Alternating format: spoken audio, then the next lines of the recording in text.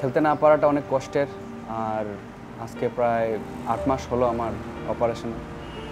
তো অপারেশনের পরে থেকে রিহ্যাবিলিটেশন শেষ করে এখন স্ট্রেংথ পর্যায়ে আছি, যে আমার পায়ের যে স্ট্রেংথ যেটা আছে সেটা বিল্ড করার চেষ্টা করতেছি, আর মাসেল যেটা লুজ হয়েছে ওটা বিল্ড করার চেষ্টা করতেছি।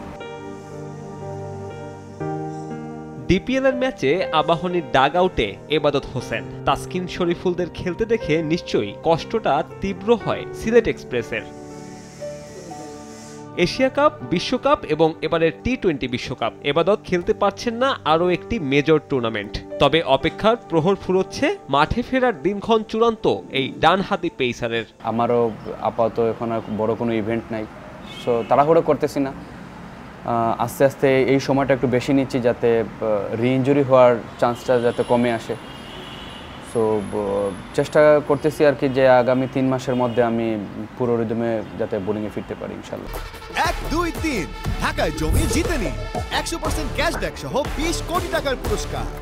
ক্যারিয়ার সেরা ফর্মে থেকে ইনজুরিতে পড়েন এবাদত হোসেন। 2023 বিশ্বকাপের আগে ওয়ানডে ফরম্যাটে রীতিমতো উঠছিলেন এই সিলেট এক্সপ্রেস। 2022 সালের হিসেব টানলে উইকেট শিকারের গড় হিসেবে তার আশেপাশেও ছিলেন না কেউ। সাকিব আল হাসানকে জিজ্ঞাসা করা হয়েছিল যে কোন প্লেয়ারকে তিনি মিস করছেন এই স্কোয়াডে, এবং সেখানে একটা নাম আসলে এবাদত হোসেন সে ডিরেক্টলি বলেছিল।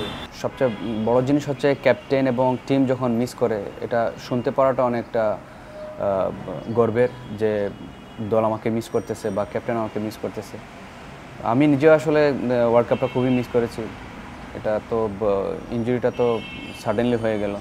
দেশের পেস বিপ্লব নিয়ে নানান উচ্চবাচ্য থাকলেও এবাদতের ছিটকে যাওয়ায় মুদ্রার উল্টো পিঠ হয়েছে স্পষ্ট। তাসকিন শরীফুলদের ওপর টানা ম্যাচ খেলার ধকলে ভারত বিশ্বকাপে প্রভাব পড়েছে টিম পারফরমেন্সে। ইনজুরি এড়াতে তাই কেবল 3-4 জনের সীমাবদ্ধ না থেকে এবাদতের পরামর্শ আরও বড় ফাস্ট বোলিং ডিপার্টমেন্ট গড়ার। আমি সাডেনলি ইনজুরিতে হওয়ার পরে যেটা বললাম যে মানে শরীফুল, তাসকিন, মুস্তাফিজ এরা কিন্তু কন্টিনিউ খেলতে হচ্ছে। যদি ওখানে আরও 2-3 ফাস্ট বোলার আমরা থাকতাম, তখন কি হয় দেখা যাচ্ছে রোটেশন ওয়াইজ সবাই সুস্থ থাকতো, রিকভারি টাইম পাইতো। সত্যি কথা বলতে 7-8 জন থাকলে তখন রোটেট করে খেলা যাবে। Best of luck for your. দর্শক, এতক্ষণ কথা বলছিলাম সিলেট এক্সপ্রেস খ্যাত এবাদত হোসেনের সাথে, যিনি কিনা ইনজুরির জন্য এই মুহূর্তে মাঠের বাইরে থাকলেও মাঠে ফেরার জন্য নিজের সর্বোচ্চ চেষ্টা চালিয়ে যাচ্ছেন। মিরপুর হোম অফ ক্রিকেট থেকে সাব্বির মিথুন, সময় সংবাদ, ঢাকা।